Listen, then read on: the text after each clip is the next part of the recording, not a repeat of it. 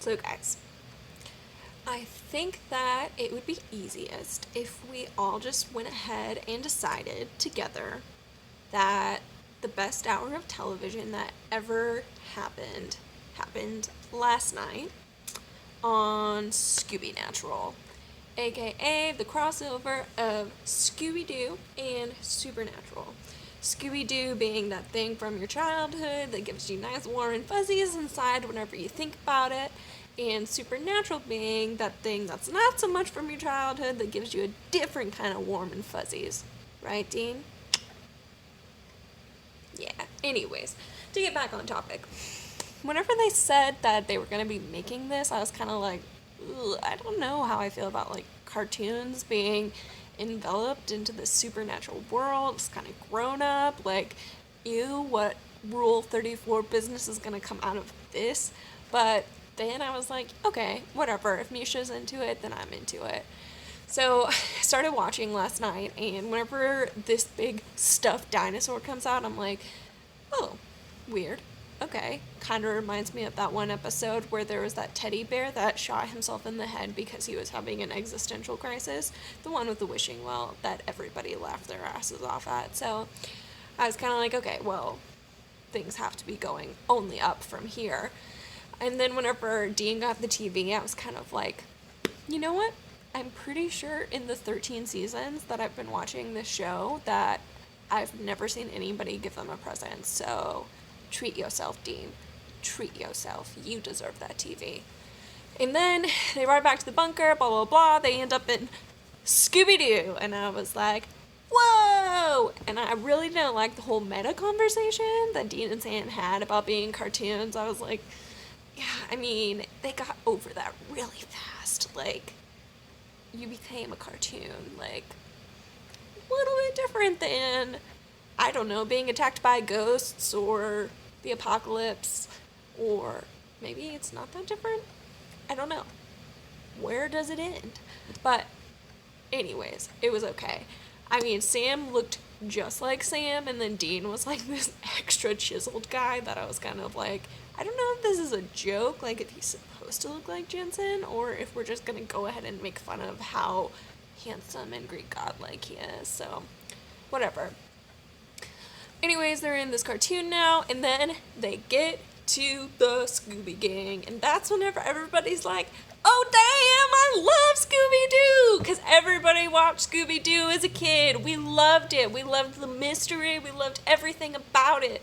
And so whenever Jensen and Sam, or Dean and Sam, sorry, fourth wall, they come into this restaurant, and they totally just, like, drop some reality bombs on the Scooby Gang. I was like, Sam, we don't talk about cancer in front of Fred. He doesn't need to know about that. So, obviously, at this point, I'm laughing my ass off. Jensen, Dean, opens his mouth super wide, taking the sandwich, and everybody's just, I think at that point, we're, like, in, you know? We have just signed on for this. We are up for it. We have laughed our butts off like 9 million times. We're about to head out to this mansion with this colonel. And that's whenever I said, this must be Gabriel. And he's talking about Prince of Hell. Yeah, that's totally how they're going to tie this in. Spoiler, that's not at all what it was about. I just wanted it to be like tied into the series, but it had so much of its own greatness that it didn't need to be tied into the series. So, I think my favorite parts of the episode were, one, Dean's, like, really hilarious crush on Daphne, and how he, like, totally hated Fred. Like, that's hilarious. Also, like, how does that work? Like, does Dean see Daphne as a cartoon whenever he is a cartoon? And what would Daphne look like as a person? And I'm definitely not just asking these questions because I'm a little jealous of Daphne. But I'm asking these questions because I'm a little bit jealous of Daphne. But whatever. That whole thing, chasing her around, trying to get close to her, that was hilarious. I just loved it. 2, Velma's crush on Sam and how she kept calling him a big lug and things like that. Velma would be down. She would totally be down for that big lug. Just throwing that out there. So, totally believe that. 3, Castiel coming in and being with Shaggy and Scooby. Best line of the night.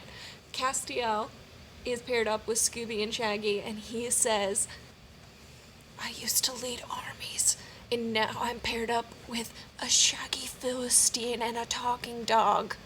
Ha! Hilarious! Because you did used to lead armies, Castiel, and now you are walking around in a cartoon. What has happened to Castiel, guys? That's a different conversation for another time, but throwing it out there. 4, the existential crisis of the Scooby Gang, because they are so innocent, right? We were kids, we just loved that it was never actually scary things.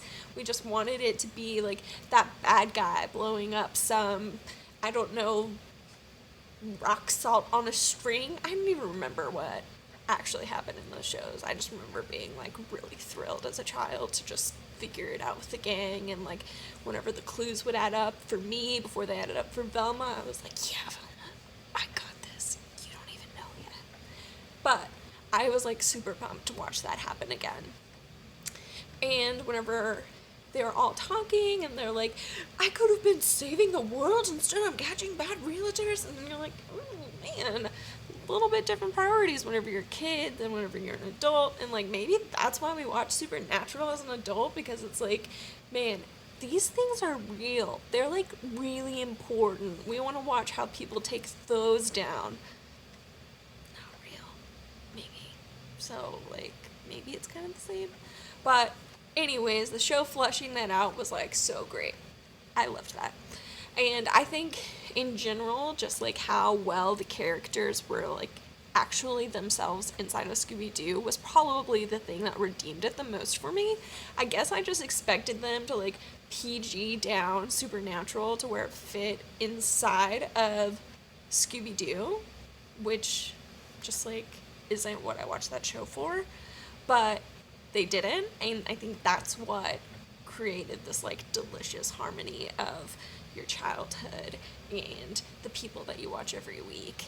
And for me, watching the actors on Insta and Twitter and with their donation campaign, how they really admitted that this was the opportunity of a lifetime for them to get to voice these characters and be inside of that Scooby world, really just kind of shows you that the show itself doesn't take itself too seriously. These are just a bunch of people who are goofballs, and I think that's what creates that big family around Supernatural a lot of times, is whenever we're watching, we can tell that the actors themselves are super pumped about what they're doing and really love it.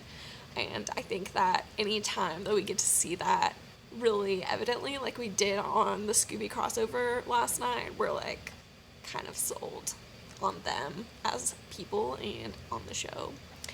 And I think that whenever the ending came, and I won't ruin it for you guys by telling you what happens in the mystery,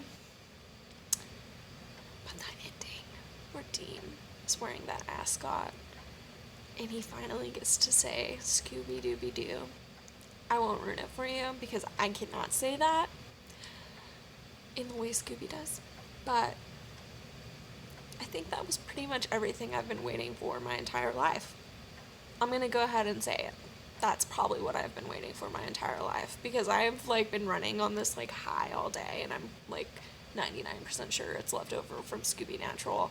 And let's be real, Jensen has been waiting his entire life to be able to say that in a professional setting. He got paid to do that, guys. What is his life? And he nailed it. That is the top of his career. That's it. That's it.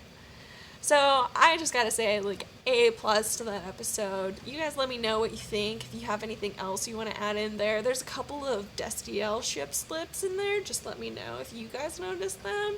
But come on, they were there. And I hope you guys will join me again for the next episode or another TV show. Check out the rest of the blog, the rest of the site.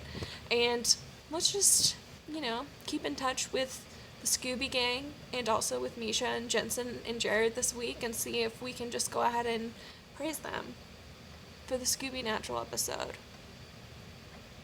Thank you guys.